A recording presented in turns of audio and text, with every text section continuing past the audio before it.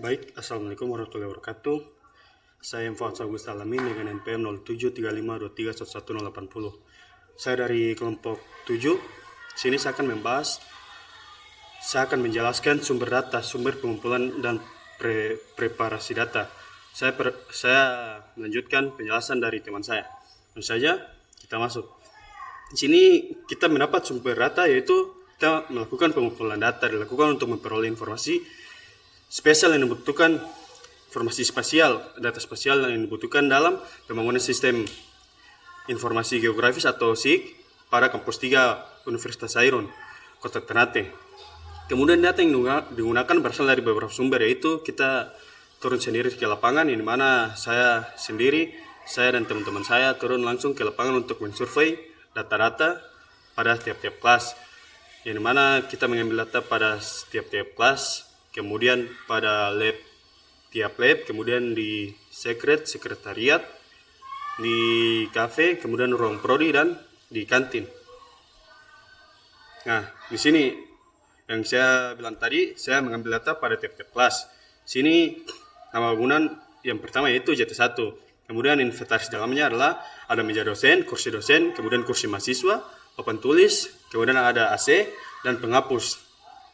Kemudian pada JT2 sini meja dosen yaitu 1, kursi dosen 1, kursi mahasiswa 51, papan tulis 1, AC 2 dan tidak ada penghapus.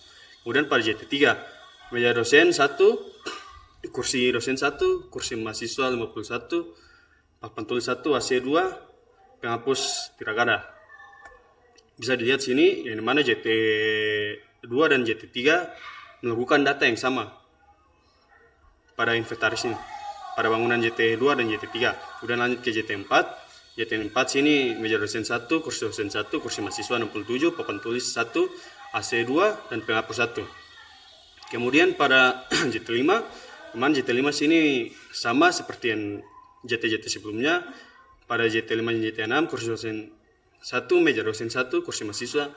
Pada JT5 42, kemudian pada JT5 44, kemudian papan tulis 1, AC 2 dan tidak ada penghapus. Kemudian kita lanjut ke lab riset. Ini saya mengambil data dengan hasil survei saya sendiri yang turun ke lapangan, dimana saya mengambil tiap-tiap data dari tiap-tiap kelas dan tiap-tiap lab. Kemudian pada lab riset terdapat dua meja untuk asisten atau dosen. Kemudian ada meja belajar 4, kursi kayu 1, kursi kayu 1, meja lesian untuk mahasiswa 4, PC 1, printer 3, mouse 1, keyboard 1, rak buku 4, rak sepatu 2, papan tulis 1, infocus 1, AC 2, colokan 3 dan pengarum ruangan 1. Kemudian sini tidak ada penghapus papan tulis. Kemudian terdapat pemandas air dan oven 1. Kemudian pada kantin itu terdapat inventaris, yaitu bangku panjang 1, bangku biasa yang untuk 1 orang 8, kemudian meja makan 3, meja jualan 4, meja cuci piring 1. Kemudian terdapat gazebo, meja panjang 1 pada gazebo ini. Kemudian colokan 5, kipas 1, karpet 1 dan terdapat CCTV. Dan kita lanjut ke lab jak. Meja dosen 1, kursi dosen 1, kursi mahasiswa 40, meja 26, PC 40, mouse 40, keyboard 40, papan tulis 2, infocus 1, AC 4, colokan 16, pengarum ruangan 1 dan penghapus 1, kemudian ada CCTV juga 1. Kemudian administrasi. Meja 2, colokan 5, kursi 3. Jadi administrasi ini titiknya di sekretariat. Kemudian terdapat dispenser, lemari, kipas, karpet, CCTV dan printer, dan juga ada PC.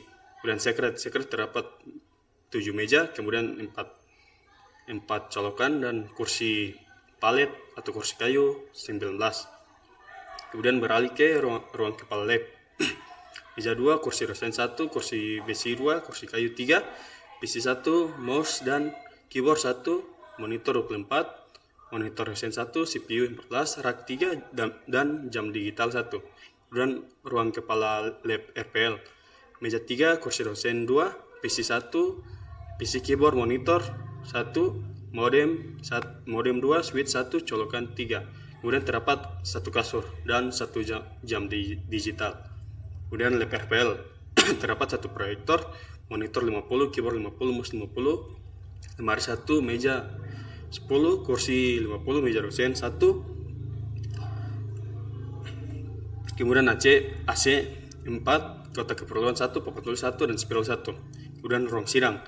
Pada ruang sidang ini terletak di ruang prodi atau di gedung prodi, di mana terdapat satu TV, infokus, modem, itu semuanya satu. Kemudian meja 5, kursi 40, kursi dosen 11, AC 2, papan tulis 1, spiral 1. Kemudian tata usaha, lemari arsip terdapat 4, meja 4, kursi 6, PC 2, printer 3, cokrol 2, AC 1, CCTV 1.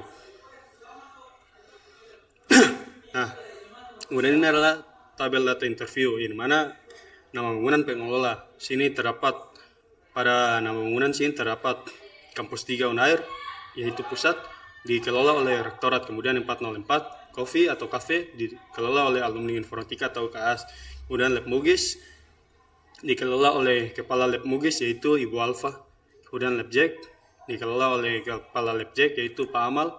Kemudian Lab RPL, dikelola oleh Kepala Lab RPL, yaitu Bang Barak. Kemudian ruang Kepala Lab RPL, kemudian ruang Kepala Lab Jack, kemudian sekretariatan, yaitu dikelola oleh Kepala Bidang Kesekretariatan atau Kabid Sekret. Kemudian ruang administrasi dikelola oleh Sekum atau Sekretaris Umum AMTI. Kemudian tata usaha dan ruang prodi lama atau ruang prodi lama dikelola oleh tata usaha atau Kaprodi, yang dikelola oleh Kajen B dan Kaprodi atau Parida. Kemudian server atau riset dikelola oleh Kepala Server dan Kaprodi. Itu kepala servernya adalah Pak Yasir. Kemudian ruang sidang dikelola oleh dosen informatika, dan JT 1 sampai 6 dikelola oleh dekan dan dosen informatika. Kemudian program studi atau ruang keprodi dikelola oleh dekan atau keprodi. Kemudian kantin kampus dikelola oleh ibu kantin. Nah, sini kita lanjut pada tipe-tipe data koordinat. Sini sama persis yang di atas, terdapat nama bangunan, dan kemudian sini terdapat latitude atau longitude. Sini terdapat koordinat-koordinat, bisa dilihat pada ini latitude dan longitude. Mohon maaf, siri saya menyala.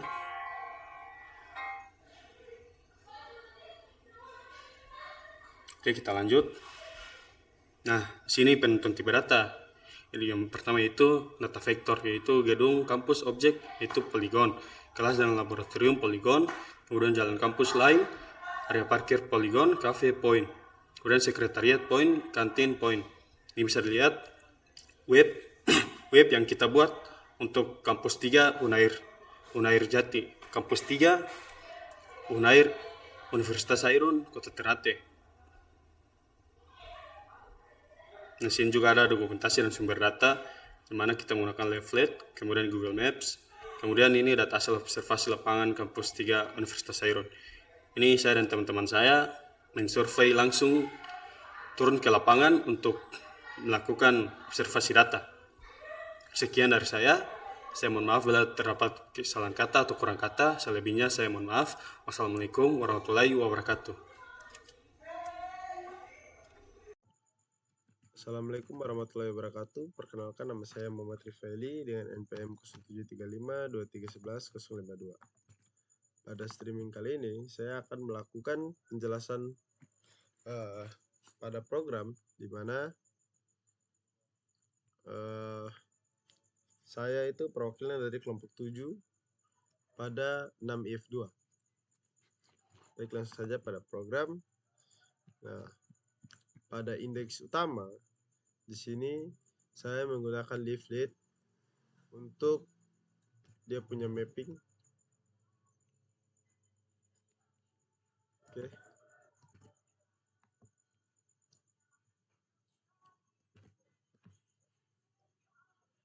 Lalu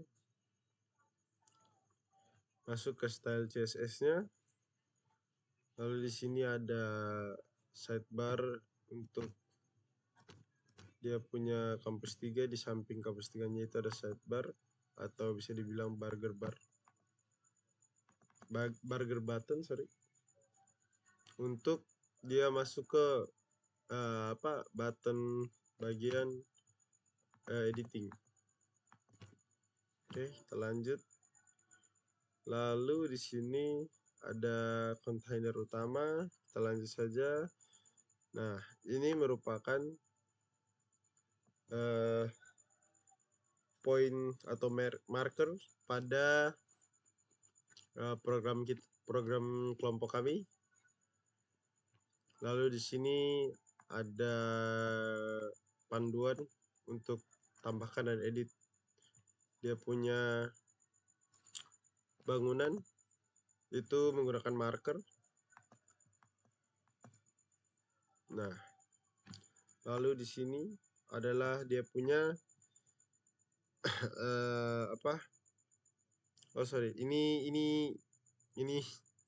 ini yang untuk bangunan, lalu ini itu untuk kayak penanda-penanda saja, kayak di logo-logo di sini.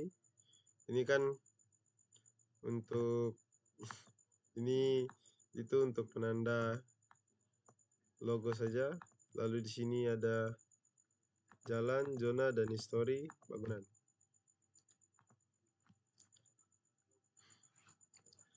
Lalu lanjut ke bawah lagi. Di sini ada jumlah orang. Ini misalkan kita membuat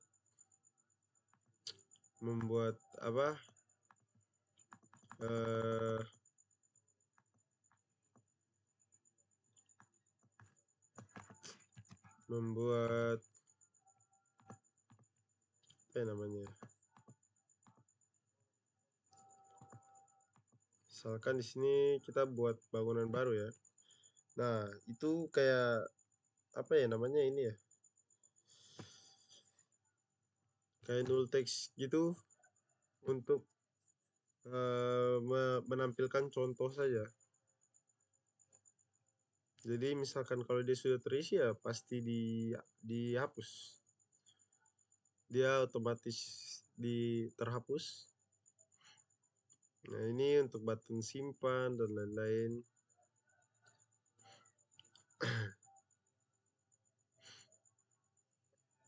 Lalu ini tambahkan jalan. Ini tambahkan zona.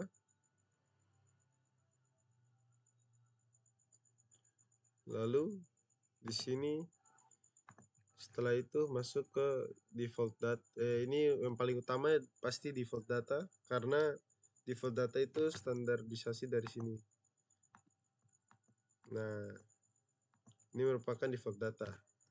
Kalau export import itu kita melakukan transaksi data, misalkan dari sini itu saya sudah melakukan download tadi. Nah, ini misalkan import yang ini, maka mapnya langsung sama tuh. Tapi kita bisa reset juga untuk kenyamanan user masing-masing ya. Oke, lanjut ke map. Ini untuk kolorisasi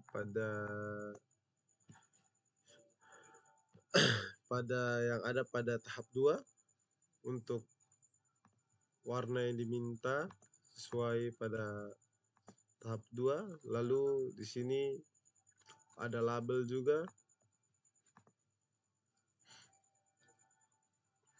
Oke. Nah, di sini untuk warna label itu ada 4 teratas, di mana dari fasilitas. Kenapa dari fasilitas? Itu karena dia hanya mengambil dari 4 jenis itu saja. Jadi misalkan di sini fasilitas, maka sama dengan fasilitas umum. Jadi misalkan jenis markernya itu fasilitas umum, maka dia warnanya akan ke warna ungu. Begitu juga yang lainnya. Jadi kalau administrasinya warna hijau, kayak gitu. Laboratoriumnya warna merah, lalu perkuliahannya warna biru. Oke, lanjut.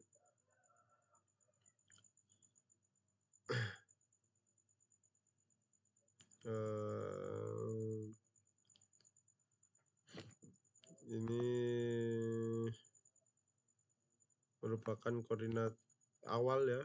Jika kita membuka langsung dia terbuka di arah itu dengan zoom ke 18. Sedangkan maksimum kita itu di 20. Di sini ada klik peta untuk tutup search result. Jadi misalkan kayak gini, kita ada buka peta maka dia close. Oke. Di sini render semua layar. Jadi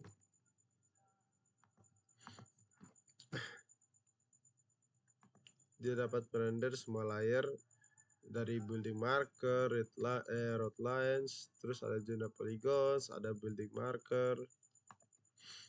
Nah, sini juga ada load data pada bangunan, jalan, dan zona yang dipanggil dari database ya. Lalu di sini ada zona poligon, ada jalan juga, ada bangunan. Di sini ada refresh sidebar. Di sini ada CRUD-nya untuk klik peta isi forum. Gitu. Di sini ada highlight marker. Di sini ada mode bergambar untuk untuk poligon dan dia lainnya. Untuk jalan dan juga zona. Lalu itu ada update drawing juga.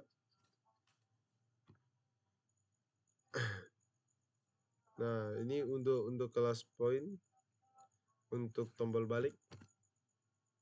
Di sini misalkan set bisa undo. Nah, undo. Oke. Dan di sini ada finish drawing. Lalu dia masuk ke final sama dengan drawing points-nya. Lalu masuk ke matrix, dia masuk ke dokumen drawing indicator display.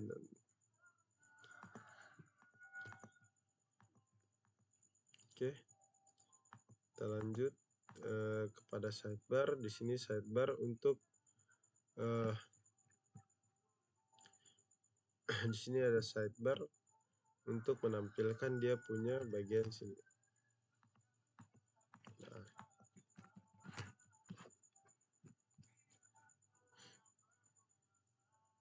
Nah, di sini kan ada jalan, bangunan, sama zona history. Tuh, dia menampilkan di sini. Oke. Itu dan sisa logika lanjutan. Oke, kita lanjut ke history database. Nah,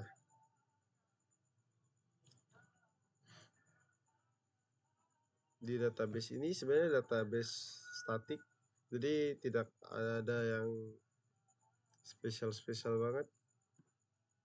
Dia hanya restore doang. Dan itu untuk extraction juga diambil dari bagian sini, karena data inti di bagian sini juga jika ada terjadi CRUD. Lalu masuk ke zona CRUD, lalu masuk ke jalan, bangunan, lalu kembali ke app semuanya jika sudah tidak ada aktivitas karena program sudah di close. Mungkin segitu saja sih untuk penjelasan dari program saya, karena programnya full JSON dan juga dia tidak terlalu mengandalkan logika,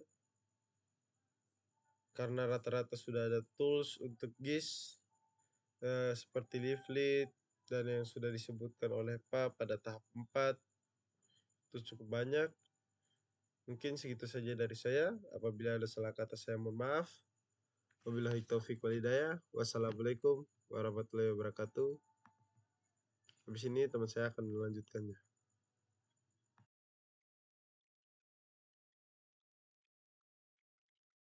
Assalamualaikum warahmatullahi wabarakatuh. Perkenalkan, nama saya Muhammad Syarif Buyung dengan NPM 073523111071. Nah, di sini saya akan membahas terkait website yang telah kita buat, yaitu website SIK Kampus 3 Unhair. Nah, pada website ini digunakan untuk menampilkan dan mengelola data spesial daripada Kampus 3 Unhair itu sendiri. Kemudian untuk website ini bersifat statis, atau yang dimana apabila ada data yang kita kelola pada website ini hanya dapat dilihat oleh pengguna itu sendiri, atau pengguna lain tidak dapat melihatnya. Nah, langsung saja ke dalam petanya.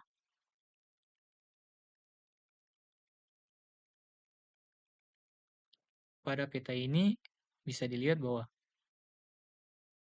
kita menggunakan poin untuk menandakan bahwa ini adalah bangunan yang ada pada kampus 3, yang dimana bisa kita lihat ini adalah lab Mugis, kemudian di bagian sini adalah program studi informatika atau ruang kaprodi, kemudian di bagian sini adalah lab RPL, terus untuk area sini yaitu area kelas, yang dimana dari JTK01 sampai JT05 pada kampus 3. Kemudian ada ruang tata usaha. Dan di bagian sini ada ruangan administrasi HMTI atau himpunan. Dan yang di tengah ini merupakan kampus 3 Unhair sebagai pusat daripada kampus 3 ini.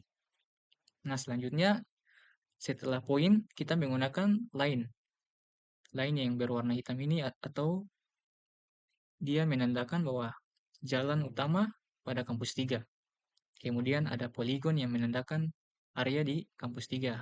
Ada yang berwarna biru sebagai ruangan kelas, ada yang berwarna hijau sebagai area taman atau area taman. Kemudian area abu-abu ini yaitu area tengah atau parkiran. Nah, mungkin itu saja. Selanjutnya kita lanjut ke fitur yang ada di website ini. Yang pertama yaitu ada fitur search. Fitur search ini kita bisa menggunakan untuk mencari secara cepat bangunan yang ini ingin kita lihat. Misalnya, saya ingin mencari ruangan JT01. Oke, saya klik JT01. Nah, muncul di sini. Ada banyak pilihan juga, JT01 sampai JT06. Misalnya saya klik JT01. Nah, setelah fitur search, maka selanjutnya ada fitur pop-up, yang dimana jika kita mengklik pada icon ini, maka akan muncul ada pop-up informasi daripada JT01. Misalnya fungsinya ada perkuliahan, kapasitas 50 orang, pengelola, dekan, dan dosen informatika. Kemudian ada garis lintang dan garis bujur. Nah, setelah fitur pop-up, ada juga fitur ekspor, import, dan reset. Itu apa? Fitur ekspor ini apabila kita ingin uh, ambil atau mengunduh data untuk dijadikan ke file data dari website ini, agar bisa kita kelola kembali.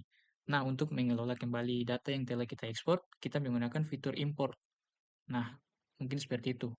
Untuk fitur reset ini, apabila kita telah mengotak-atik website ini, kita dapat mengembalikan ke data awal atau data semula menggunakan fitur reset ini. Misalnya saya coba. Nah, selanjutnya ada fitur CRUD atau create, read, update, dan delete. Nah, yang pertama ada fitur create atau kita buat bangunan baru. Misalnya, saya akan klik ini, kemudian saya buat namanya yaitu, nama bangunan yaitu rumah warga. Kemudian fungsinya yaitu sebagai tempat tinggal. Jenisnya yaitu kita bisa masukkan ke fasilitas umum aja. Untuk kapasitas rumahnya itu saya taruh 6.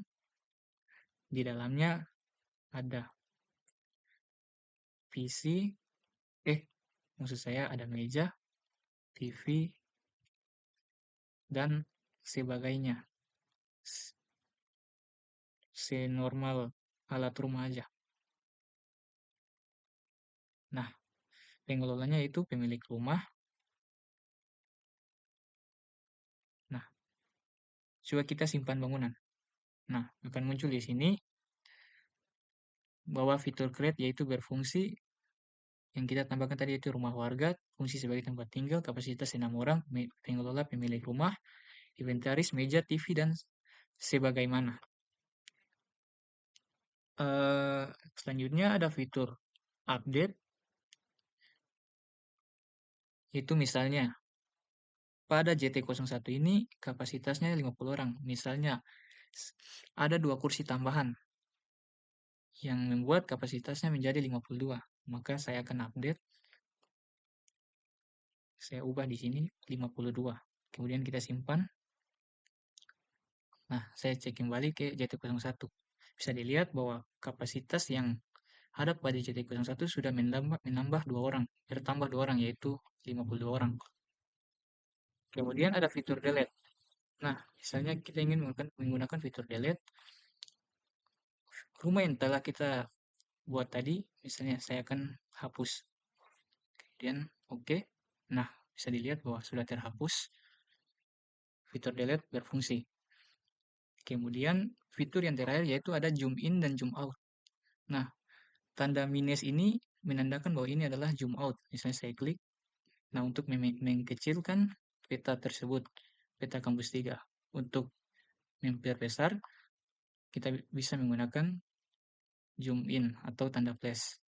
Nah, seperti itu. Kemudian yang terakhir, karena tadi kita sudah mengubah kapasitas dari JT01 menjadi 52 orang dan kita ingin mengembalikan ke semula, maka kita akan menggunakan fitur reset. Selesai. Nah, bisa dilihat bahwa sudah kembali ke 50 orang. Mungkin itu saja pembahasan dari saya tentang website yang telah kita buat atau website si Kampus 3 On Air. Apabila ada kesalahan kata dari saya mohon maaf. Wabillahi taufiq walhidayah. Wassalamualaikum warahmatullahi wabarakatuh.